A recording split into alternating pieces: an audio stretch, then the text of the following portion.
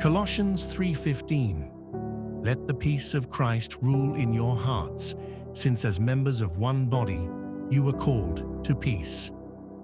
And be thankful. In this verse, Paul encourages believers to let the peace that comes from Christ be the guiding force in their inner lives and relationships.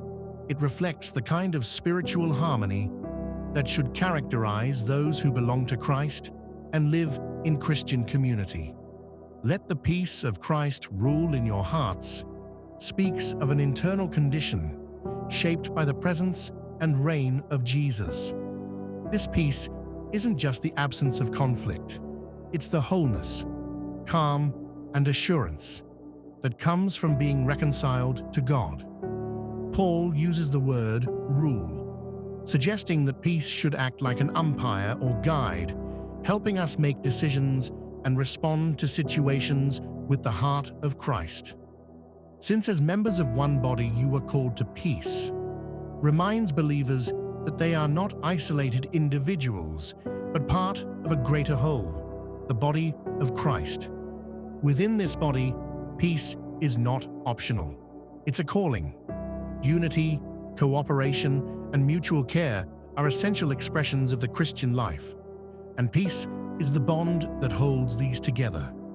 And be thankful may seem like a shift in topic, but it actually ties directly into the message. Gratitude fuels peace.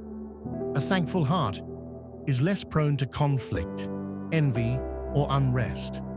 Paul reminds us that living in the peace of Christ should always lead to a posture of thankfulness toward God and toward others.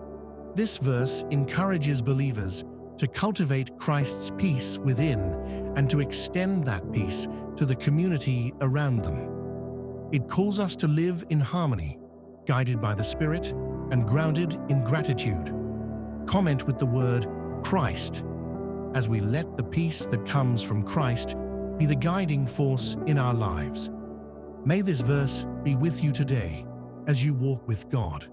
Follow and subscribe as we share a verse each day and break down what God is communicating to us.